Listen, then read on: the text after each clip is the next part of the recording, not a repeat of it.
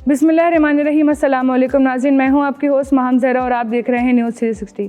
नाज़रीन, आज के प्रोग्राम में जो मेरे साथ मेहमान मौजूद हैं वो किसी तारुफ के तो मोहताज नहीं है, क्योंकि आप सभी लोग उन्हें जानते हैं। कभी आपको ऐसा लगा कि आप उसी कैरेक्टर में जी रहे हो, आप घर पे भी आके आपको लग रहा हो कि मैं परीज़ाद के जो है ना वो गार्ड का कैरेक्टर निभा रहा हूँ, अकबर का कैरेक्टर निभा रहा हूँ। पर्सनल लाइफ में भी ऐसा कुछ हुआ कभी?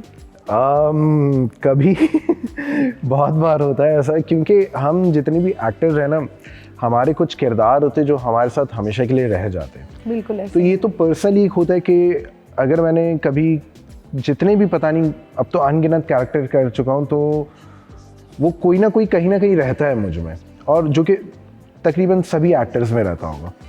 उसके अलावा जो सामने ऑडियंस से या फैमिली से या फैन से जितने भी लोग हैं उनसे अक्सर होता है, क्योंकि लोग अक्सर जो भी आपकी लेटेस्ट चीज़ देखी हुई होती है लोग आपको अक्सर उसी नाम से पुकारना शुरू कर देते हैं। बिल्कुल ऐसे ही है। तो काफ़ी ऐसे मेरे दोस्त हैं जो कि अक्सर मुझे अकबर के नाम से ही बुलाते हैं।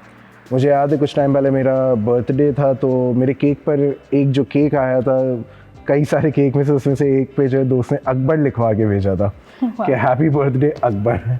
और लोग अक्सर रास्ते में जो है अकबर के नाम से, काफ़ी लोग जो है आपका असली नाम नहीं कैरेक्टर का नाम जानते हैं। मुझे बहुत सारे इंस्टाग्राम पे मैसेजेस आ रहे होते हैं, मैं कोशिश करता हूँ मेरे जितने भी फैंस हैं मैं तकरीबन सभी को जवाब दूँ।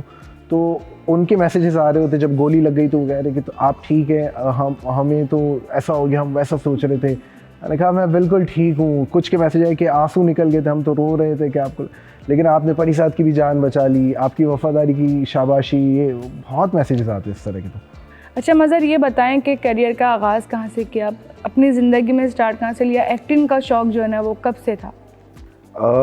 मैं बचपन से अपनी कम्युनिटी में जो है स्काउटिंग वगैरह में जो है कुछ ना कुछ थोड़ा बहुत हम लोग थिएटर वगैरह करते रहे। बाकी मेरी वालिदा जो थी, मेरी मदर जो है वो खुद भी एक राइटर थी, तो वो जो जरासीम जो थे, जो जर्म्स है, वो ऑलरेडी जीन्स में मौजूद थे मेरे। सही। तो उसके बाद जो है मुझे नापा का पता चला, national academy of performing arts का, आर्ट्स काउंसिल का पता चला। तो फिर उसके बाद जो है मैंने नापा से जो है अपनी एक्टिंग और डायरेक्शन में जो है ग्रेजुएशन की थी। ठीक है।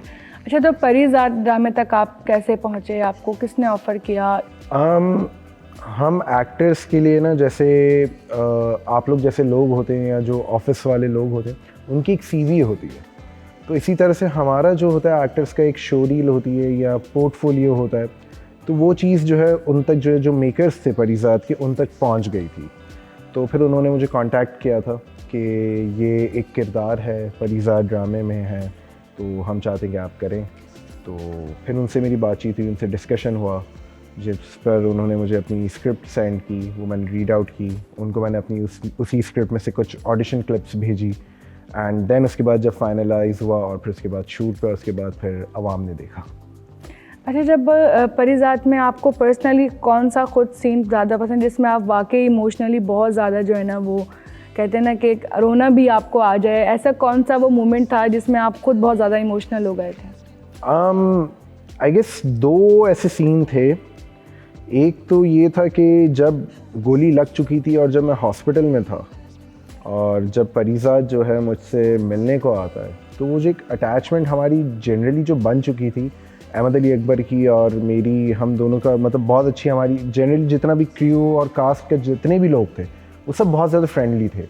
तो जब मिलने आए थे तो एक अंदर से जो ना दिल से दोनों की वो बातचीत चल रही थी, ऐसा लग रहा था। तो वो एक पर्सनली जो है पर्सनल लेवल पे मेरे लिए जो है बहुत ज़्यादा इम्पॉर्टेंट और दिल के करीब सीन था।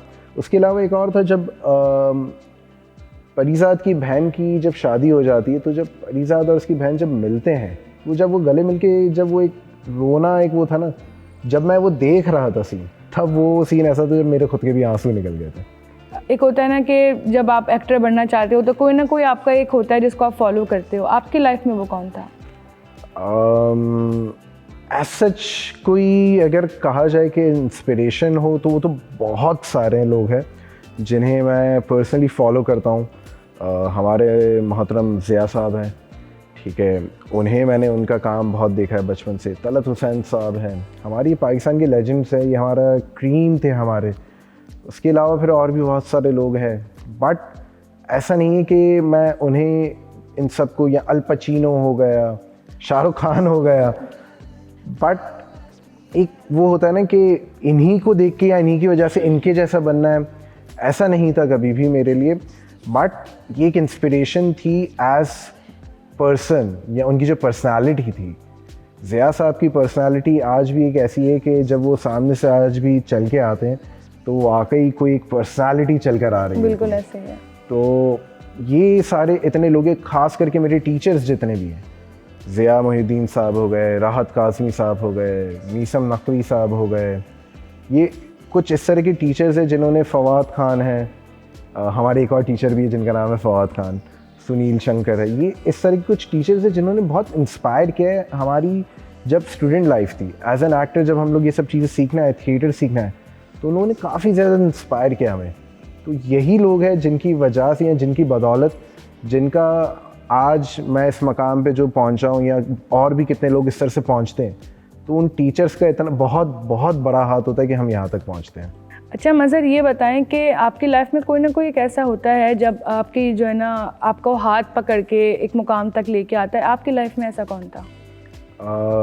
मेरे पेरेंट्स, मेरा भाई, मेरे दोस्त, सब ने आपको सपोर्ट किया? सब ने, A to Z एवरीवन। उनके सपोर्ट के बगैर बहुत ही मुश्किल होता। अच्छा, आपने बताया था कि आपने थिएटर में भी जो है ना परफॉर्मेंस करी है, तो कब स्टार्ट किया था और कितना अर्सा आपने वहाँ पर काम किया? 2016 से जो है मेरा प्रोफेशनल एक्टिंग करियर का स्टार्ट हुआ, जब मैंने national academy of performing arts को ज्वाइन किया था। तो तब से लेके अब तक थिएटर, स्क्रीन का काम और ये सब जो है चलता रह रहा है। थिएटर की अगर प्रोडक्शंस की, प्लेस की बात की जाए तो तकरीबन मैंने कुछ 60+ थिएटर प्लेस वगैरह किए हैं, और तकरीबन 50+ जो है स्क्रीन का काम किया, जिसमें short films, web series, feature films, drama, Parizad, ये सब चीज़ें इंक्लूडेड है। कोई मेन लीड कैरेक्टर भी आप करेंगे आगे फ्यूचर में? फ्यूचर का तो देखें, खुदा से ज़्यादा बेहतर तो कोई नहीं जानता, बट हाँ, इंशाल्लाह इसी फील्ड में काम करते रहेंगे, क्योंकि शुरू से जब किया ही यही है तो अभी भी यही करना है। और इंशाल्लाह अच्छे से अच्छे प्रोजेक्ट्स, स्क्रिप्ट, कैरेक्टर्स जब अच्छे होते हैं तो एक अदाकार को उसमें काम करने में बहुत ज़्यादा मज़ा आता है। वो कौन सी मुश्किलात थी कि आपकी लाइफ में आई और आपको लगा कि नहीं यार मैं नहीं कर सकता, ऐसा कोई पॉइंट आपकी लाइफ में? नहीं कर सकता तो ये वो सोच पे डिपेंड करता है। अल्हम्दुलिल्लाह शुरू से एक सोच ऐसी रही है, पेरेंट्स ने, टीचर्स ने कुछ इस तरह से मोल्ड किया है कि ये सोच ही नहीं आती कि मैं उस सोच का आदमी हूँ कि नेवर गिव अप, कभी भी किसी चीज़ को जो है आप जाने मत दीजिए, आप अपना बेहतरीन दीजिए। जैसे कि एक कोट है, कोटेशन है, जिस पे मैं बहुत ज़्यादा बिलीव करता हूँ कि struggle is the meaning of life, victory and defeat is in the hands of God. बिल्कुल सही। आपका काम है कि मेहनत करें, बाकी हार जीत का फैसला तो ऊपर वाला खुद करेगा, आपने मेहनत करनी, तो बस मेहनत करते रहें, कहीं ना कहीं आप चलेंगी। अच्छा मज़हर, ये जो ड्रामा था परिजाद, ये नॉवल बेस्ड ड्रामा था। अच्छा, नॉवल में जो उसकी स्टोरी की एंडिंग थी वो डिफरेंट थी, लेकिन वो एंडिंग इस ड्रामा में क्यों नहीं दी गई? इसका जो सबसे बेहतरीन जवाब है वो हाशिम नदीम साहब और शहजाद भाई जो है ख़ुद दे सकते हैं, तो ये तो उनके लिए सवाल होना चाहिए। लेकिन अक्सर ये होता है कि जो नावल होता है या जब भी उसकी आप जब स्क्रीन पे उसको जो अडेप्ट करते हैं तो कभी कभी कुछ चीज़ें चेंज होती हैं। अब उसके अलग अलग बहुत सारे रीज़न्स हो सकते हैं, या तो ऑडियंस की व्यूअरशिप पे भी बहुत डिपेंड करता है, फिर स्क्रीन पे क्या चीज़ ज़्यादा बेहतर लगेगी। अच्छा, परिजाद के अगर करेक्टर्स की सबकी बात की जाए तो आपको पर्सनली सब में जो है ना वो अच्छा करेक्टर कौन सा लगा? खुद का ही लगा या किसी और का लगा? ये तो सेल्फिश बात हो जाएगी, बट यस, तकरीबन सभी ने, मतलब ये एक वो सीरियल आया जिसमें हर अदाकार, हर कैरेक्टर जो है, सब ने जो है ना बहुत बहुत अच्छा काम किया और लोगों ने बहुत पसंद किया। तो कोई एक तो है ही नहीं, मतलब परिजाद हिमसेल्फ जो है इतना अच्छा काम कर रहा है और बाकी सब फिर कैसे ना करें, तो सभी बहुत अच्छे कैरेक्टर्स हैं। अच्छा मज़हर, ये बताएं कि परिजाद के सेट पे कोई ऐसा वाक़या जो आपके दिमाग में जो है ना वो रह गया हो और आप आज भी कभी सोचते हैं तो आप बैठे बैठे अकेले भी हंसने लग जाते हो? ऐसे तो पता नहीं, बहुत सारे होते हैं शूट्स पे, कुछ ना कुछ वाक़यात तो होते ही रहते हैं जो यादगार रह जाते हैं। परिजाद की शूट के दौरान हमें याद है, हमें 1-2 दिन का ब्रेक मिला था, तो हम लोग इस्लामाबाद में उस वक्त शूट कर रहे थे। तो उसके बाद हम वहाँ से गए थे, खानपुर डैम, मवाली आइलैंड करके एक जगह थी, वहाँ पे हम लोग सब जो है अहमद अली, मैं, हमारे एडी जाहिद, असद और कुछ हम लोग थे जो हम लोग वहाँ पे गए घूमने वगैरह, एंजॉय किया हम लोगों ने, पिकनिक की तरह स्पेंड किया टाइम, हमने वाटर स्पोर्ट्स किए। तो इस तरह की चीज़ें होती जो बहुत ज़्यादा जेलन भी हो जाते लोग आपस में, और एक ब्रदरहुड सॉर्ट ऑफ बन जाता है। तो ये तो बहुत ज़्यादा रिमेम्बरेबल जो कहते हैं ना, एकदम यादगार वाक़या वो था मेरे लिए। परिज़ात के सेट पे आपकी और किससे जो डायरेक्टर्स वगैरह होते हैं उनसे बॉन्डिंग कैसी थी, क्योंकि आपका ये फर्स्ट एक्सपीरियंस था? बिल्कुल। कैसा आपके साथ जो है ना सबकी केमिस्ट्री कैसी रही? बहुत अच्छी रही। डायरेक्टर साहब जो है हमारे शहजाद भाई, वो एक बहुत अच्छे डायरेक्टर होने के साथ साथ जो है ना एक बहुत ही अच्छे इंसान है। उन्होंने बिल्कुल छोटे भाइयों वाला प्यार दिया, हमेशा अपने साथ रखते थे, तरीके से सिखाते थे सब चीज़ें एकदम, मतलब अपने छोटे भाई या बच्चे को कैसे ट्रीट करते हैं बिल्कुल वैसे ही वो रखते थे, चीज़ें समझाते थे। अच्छा, ये जो सीन था जिसमें आपने अपनी वफ़ा दिखा के, अपनी वफ़ादारी दिखा के अपने मालिक को बचाने के लिए, अपनी जान भी देने के लिए आप तैयार हो गए थे, तो वो सीन एक ऐसा सीन था जो कि लोगों के दिलों में बैठ गया है, ठीक है ना?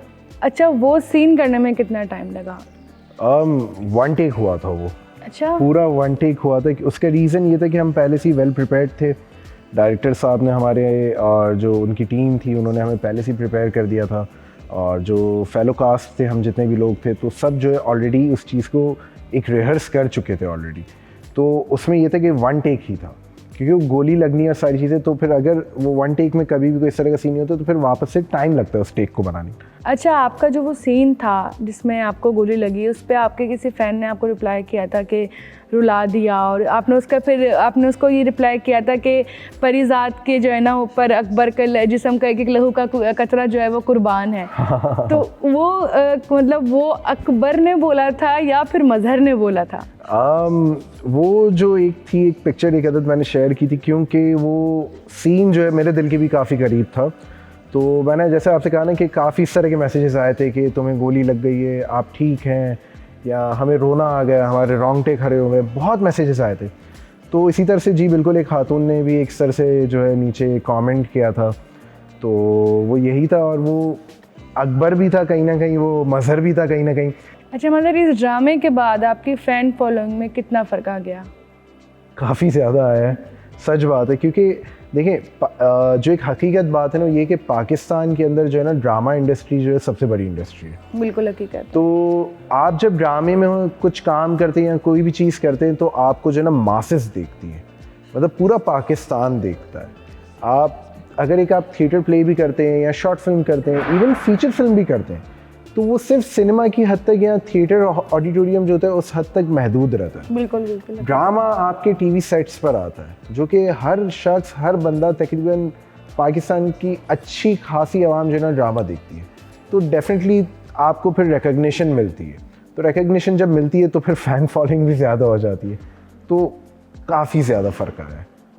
अच्छा, शादी के हवाले से क्या मतलब फ़र्क आया? मतलब लड़कियों का रुझान तो अब बहुत ज़्यादा आपकी तरफ हो गया होगा, काफ़ी फ़ैन फॉलोइंग बढ़ गई है, तो अब तो मतलब आप लड़कियां, काफ़ी सारी लाइन लगी हुई होगी लड़कियों की आपसे शादी करने के लिए। क्या सोचा है शादी के बारे में? फ़िलहाल शादी करने का कोई इरादा नहीं है। अगले कुछ 4, 5, 6, 7 साल तक कोई इरादा नहीं है। मज़हर, बहुत अच्छा लगा आपसे बात करके और बहुत शुक्रिया अपना कीमती वक्त देने का। बहुत अच्छा रही इंटरव्यू। एंड सेकेंडली जहाँ तक बात रही फैंस वगैरह की, तो ये सब उन्हीं का प्यार है। कुछ हमारी मेहनत होती है कि हम मेहनत करते हैं अपने किरदार पर, अपने कैरेक्टर पर, अपने काम पर। बाकी जितना हम अपना अच्छा करते हैं उतना ही जो है सामने ऑडियंस को, हमारे फैंस को पसंद आता है और रिटर्न में उनका प्यार मिलता है, जो कि हमें at the end of the day यही वो चीज़ है जो हमें चाहिए होती है, और वो आप लोग सब हमें देते हैं। तो उसके लिए थैंक यू सो मच। उम्मीद करती हूँ कि आज की वीडियो आपको बहुत पसंद आई होगी। इंशाल्लाह तो फिर मुलाकात होगी एक नए टॉपिक के साथ। आज के लिए सिर्फ इतना ही। अल्लाह हाफिज़।